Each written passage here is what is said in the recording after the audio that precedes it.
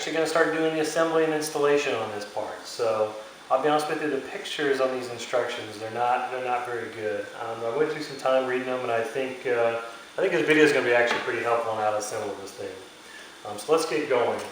All right. So what we're going to do to begin is first we're going to take this part right here, the thing I called the flux capacitor in the last video.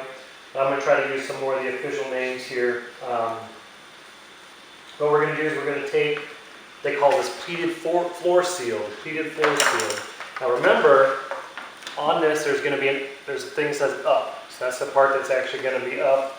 The flat, smooth surface is going to be on the ground bottom of the pool. So what you're going to do here is we're going to insert this. It's going to fit in this tiny little groove here. Now it's going to take a little bit to work. It's not too hard. So you'll see here, just get it kind of wrapped around.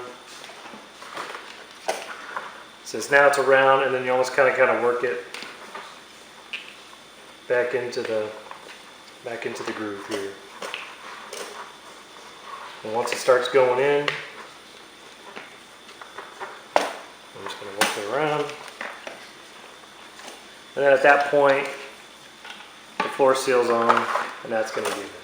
So now what we're going to do next, it's called the swivel head.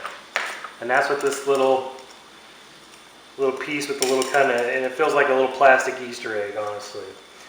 So once down here, it's called a little locking mechanism. You'll see it down here. It's a little plastic piece that kind of swivels around. And these locks on this part are going to be inserted on here.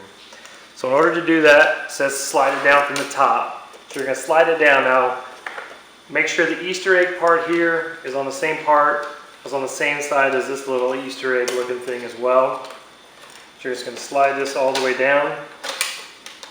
At this point,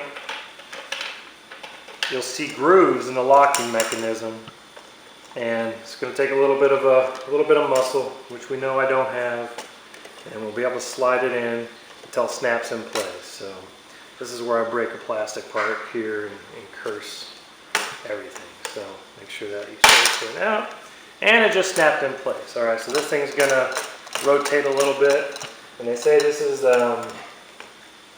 helps steer the vacuum. So this is what's going to help steer it. So pretty interesting little thing. Now what we're going to take is what's called this little roller bumper strap. So you see you got two little clips here. You got the balls at the end. On here you're going to have the things at the very bottom of the head where this is going to clip into. And then same thing here, the top end of this is going to snap into this. So let's get the bottom snapped in first. And let's see how easy this is. So this kind of little bumper thing is actually gets in the way here. So there's actually two little surfaces here. So that's not easy. And then we'll, same here. So that's getting there. So it's not all the way. So there's actually two little sets that you're going to have to get through this to go through. I've been able to get one on each side, so it looks like I'm going to have to work it and finagle a little bit more to get it in. So bear with me.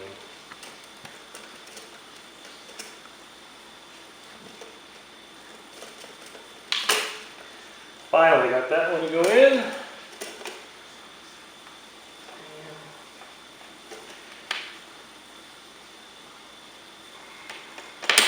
And got that one. So, honestly, that was a pain in the butt. Make sure, like I said, the weighted ones are at the bottom.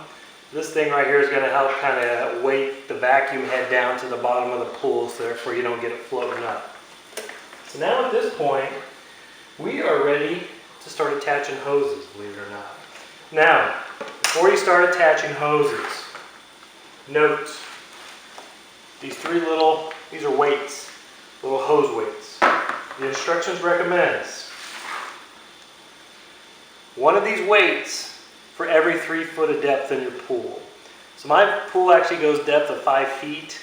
So I'm gonna put 2 weights on. So if there's a 3-foot pool, a little kiddie pool, 1 weight, all the way up to about a 9-feet pool. I guess if you got a super deep pool, I don't know, maybe you're crap out of luck or whatever, you have to get a deeper one, but for the most part, like I said, it says for every 3 feet of depth, you're gonna need to add one of these weights.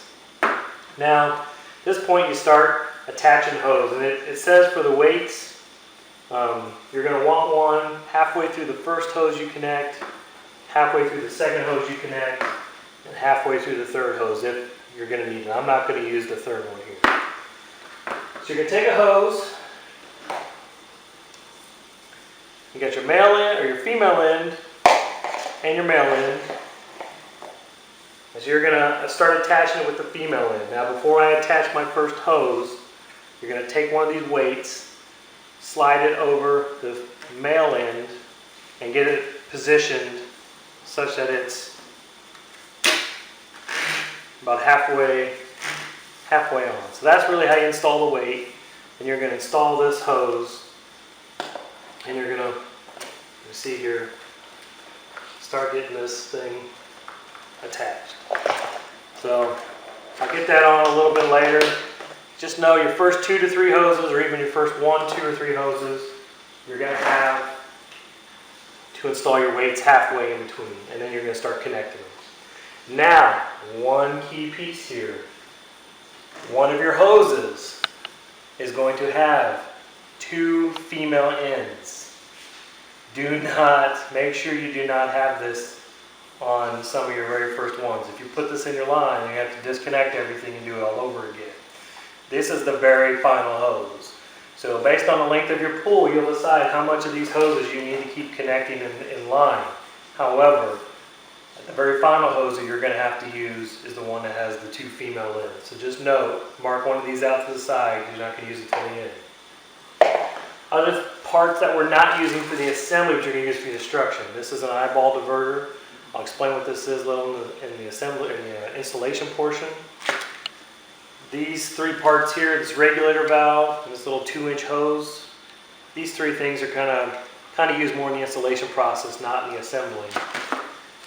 When we get this thing actually put in the pool, the good angle is going to be a 45-degree angle. That's when we know this thing is weighted correctly. If it's weighted too heavily, you'll see it float down a lot more.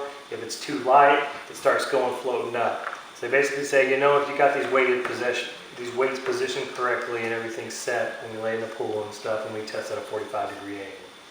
So at this point, I'm running out of daylight hours, we're not having good weather.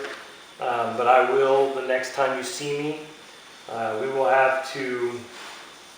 begin the installation process. So at this point I'll have all the hose connected, and we'll bring it out to the pool. Yeah.